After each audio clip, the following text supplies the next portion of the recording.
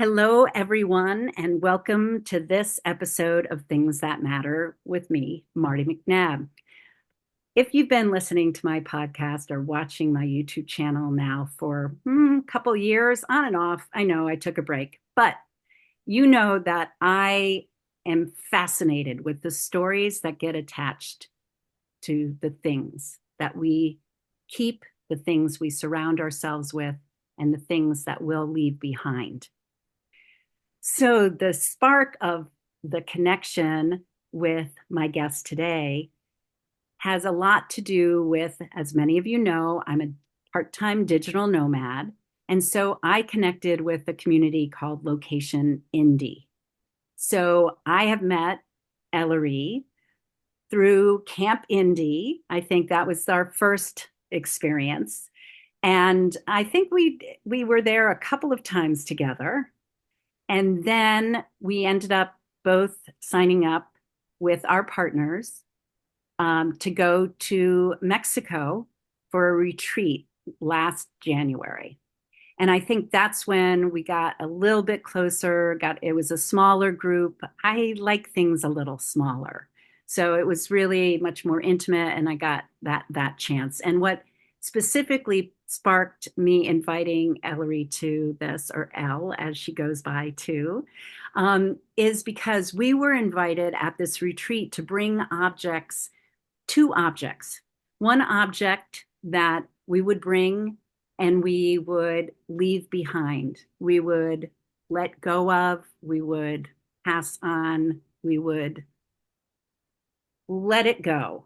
And then we also brought one that we would keep, and we'd have all the love and the connection that we had there during that retreat stay within this object. And we would bring it back with us. So today, Ellerie has agreed to do a little show and tell with this object because I wanted to know the story, of course, and I didn't hear the stories of these things. So here's my opportunity to hear, and we'll hear a little bit more. And I am going to let Ellerie take it away. Thank you, Marty. And I'm super excited to be here.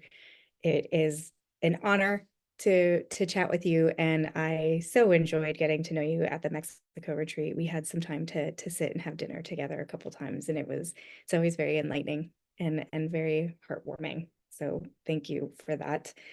Yeah, and this is cool. So this is my thing. It is a rock and it says happy on it. And I received this from my oldest niece, Kayla, during COVID. And she gave this to me during a time when we weren't necessarily allowed to be together. And everybody was a little down in the dumps during that time. And so she painted this rock. And when I went to visit her, she handed it to me. And funny enough, I told her, I said, "Hey, your rock's about to be famous." So, and I have had this ever since. And I, excuse me, sometimes take it with me when having a bad day.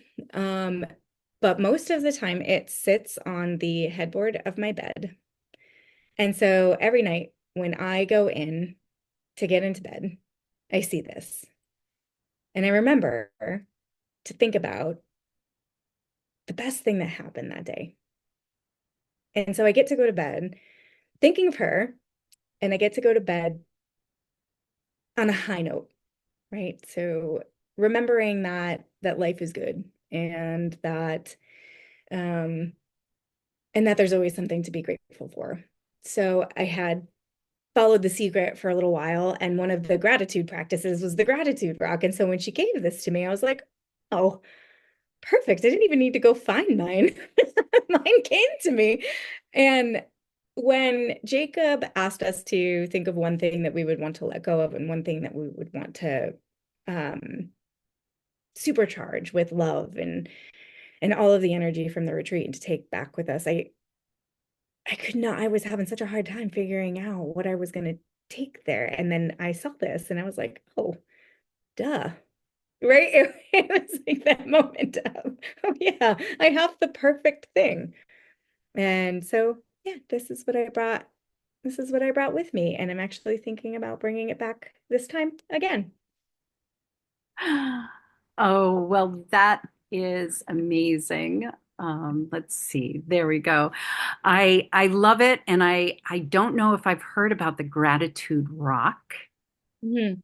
Um, but one of the things, so I have dealt with depression on and off for since in my 40s. I hadn't experienced it before that. I am so grateful for the experience to an extent because I feel like I can understand the world and I can understand other people better because I went through it. So I also learned certain techniques of like what I've reminded myself with since the election. We This is being recorded 2 weeks after the election.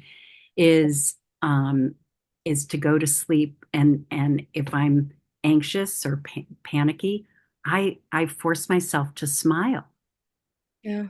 And when I smile, it like literally just a little bit, it lightens it, literally I feel it, like it lightens me. So I love that you decided that, something, and this is a pandemic artifact, right? So right, and before our recording, I spoke to you about this woman who started an art project, the Nine Things, um, Hmm. as an art project during that time, and how it's your niece that gave this to you during that time and made you realize you're not alone. And I think that's our biggest thing. And I think that's what the power of Jacob and Trav's Mexico retreat as well is, really finding those people that we can feel solid with and feel like we belong and we're not alone. And so I absolutely adore that, the story of Happy. And we need reminders. It's like all the bad news, all the hard stuff it's going to happen irregardless of the election results. It happens to us all the time. And so it's so good to have something that like brings you down, grounds you. Actually, it's a rock. Remember how many rocks people have brought? It's a Yeah. rock. Literally, it's a rock. Um, No.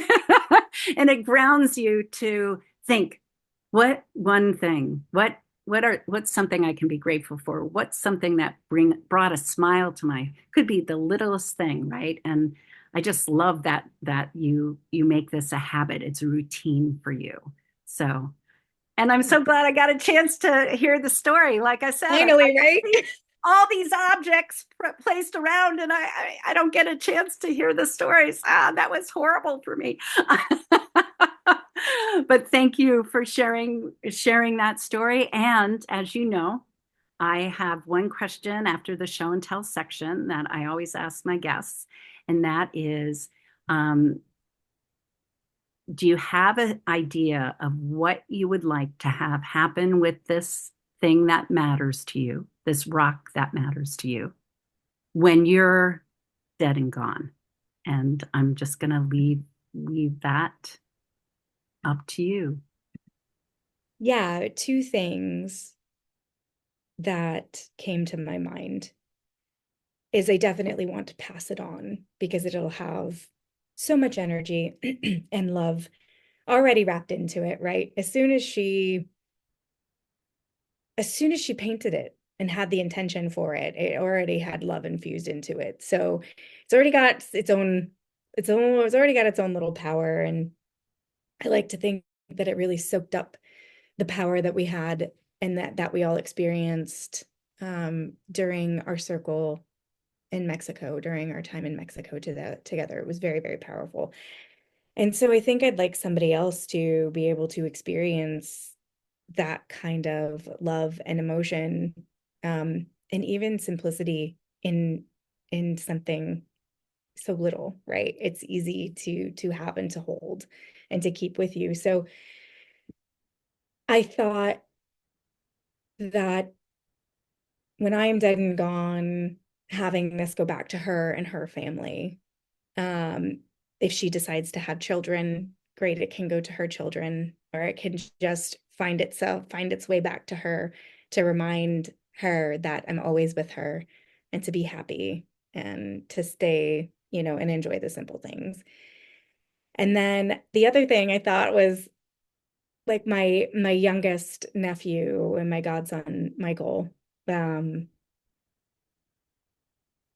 he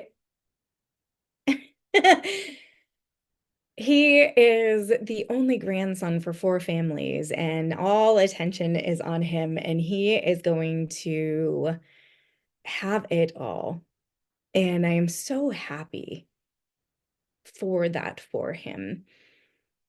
But I would also love him to enjoy the simple things. So I thought of maybe having it be to or take a journey on it with him for a little while.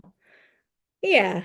So two things. When I'm dead and gone, I would like it to go like fully dead and gone. I would like that energy to go back to Kayla, breathe a little of my soul into it on the way out, and then and then give it back to her and her family, whatever that may look like in the future. And then while I'm alive, maybe it'll go on a little journey with Michael. Oh, nice. I love that idea. I Yeah. absolutely love that idea. Yeah. Oh, yeah. This is how you spoke about how when your niece ended up deciding on creating this for you, the colors she chose, how she printed it, the design, all of that, the weight, the actual rock itself, all of that kind of stuff, that it's contained there. It transfers from our, and that's one of the things that, I feel about, the tactile reason and why we hold on to these things, and is because they touch them, they focused on them, they paid attention to them, and they thought about you while they did that. So that's, so it's all wrapped up, and that, it's like, yeah, of course, we're mostly, we do a lot of traveling. We're mostly not big people to think about, having lots and lots of things. Perhaps if we, a lot of our friends are digital nomads, we travel.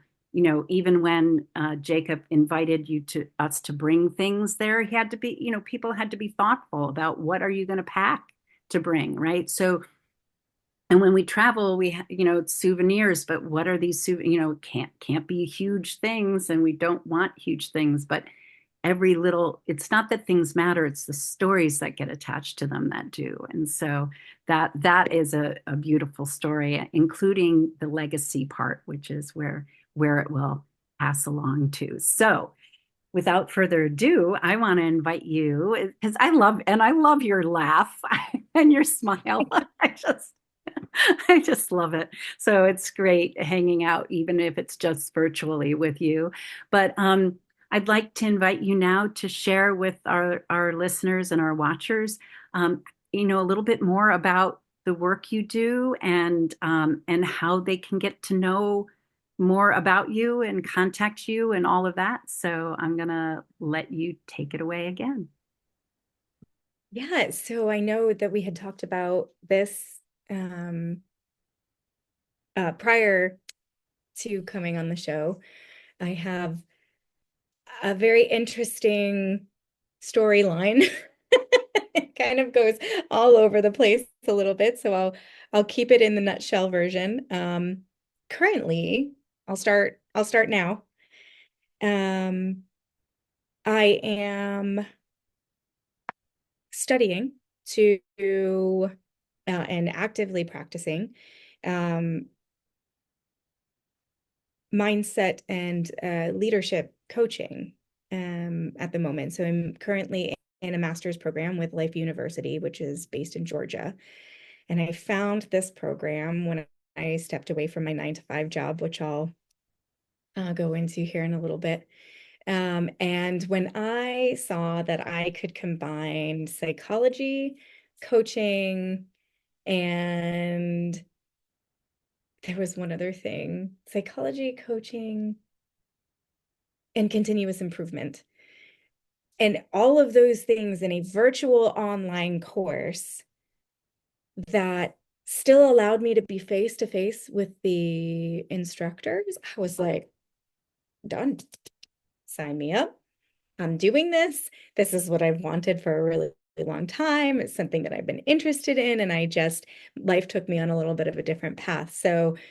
Um, so yeah, now I am actively, over the last year, actively studying something that I have been so passionate about my whole life. I really am excited about positive psychology, which is essentially focusing on the positive and what can go well in life and how to flourish.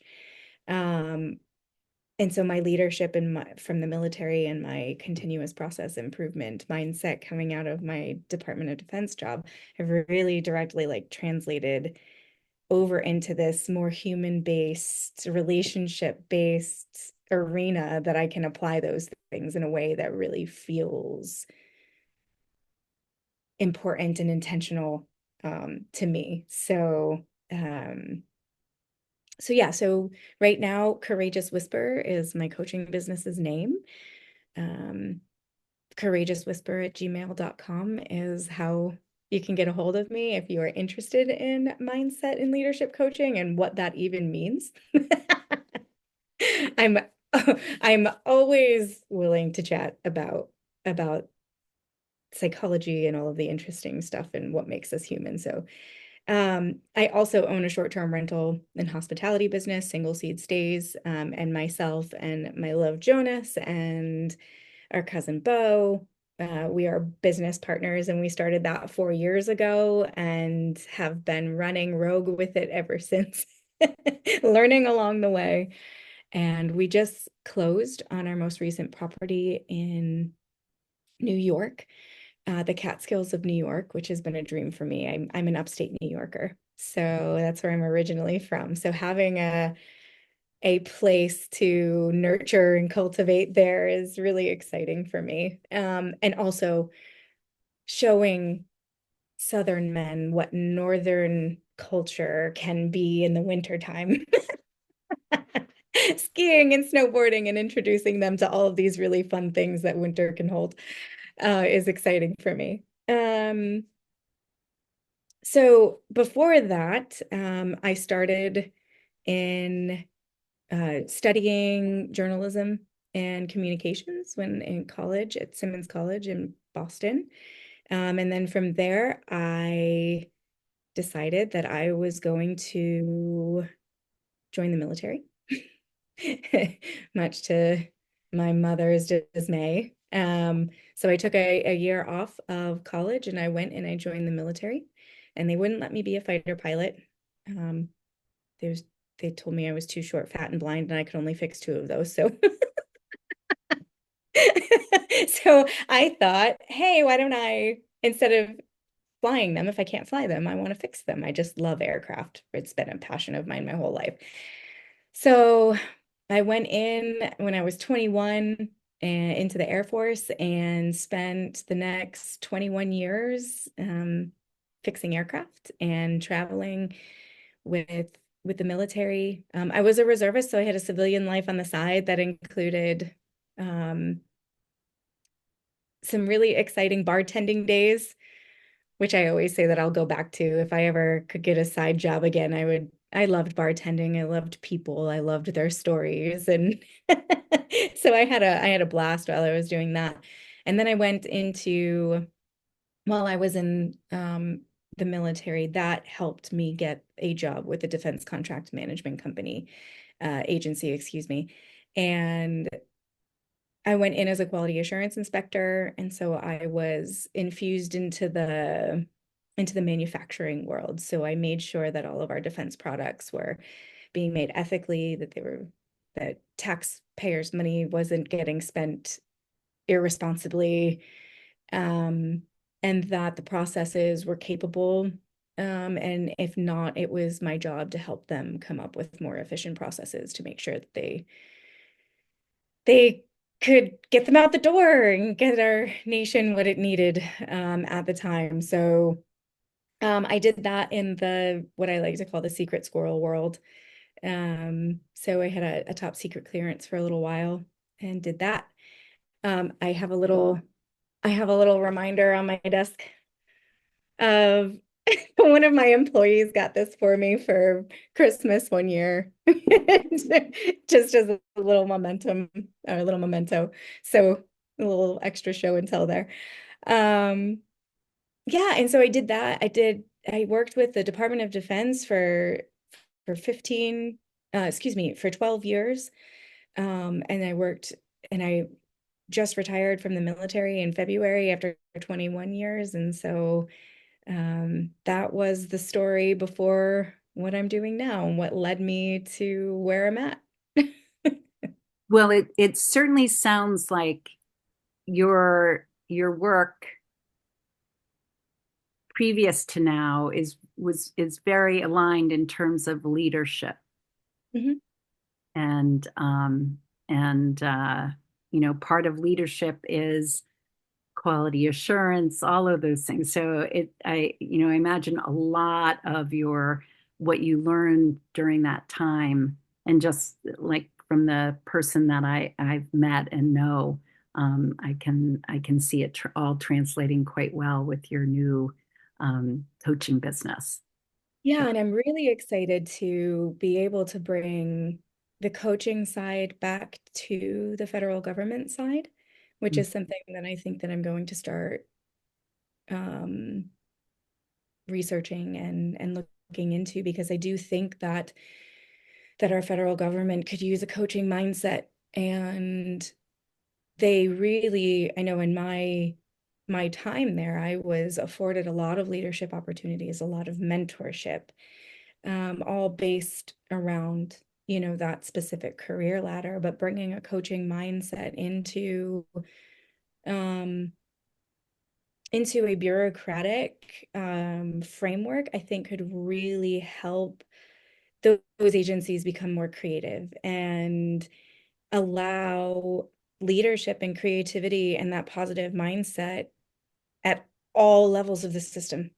And Mhm. so one of the things that I'm pursuing and have just started talking about with some of my coaching mentors is how can we bring that to our federal government? I think it's really important to instill that and especially with those who are not in leadership positions, because if they can exhibit that, learn that, and feel autonomous even within that structure, you're Mhm. going to get some Yeah, who knows? incredible relationships and incredible performance and raise the frequency of that bureaucracy in and of itself. So that is my Yay. hope and vision for my legacy in coaching.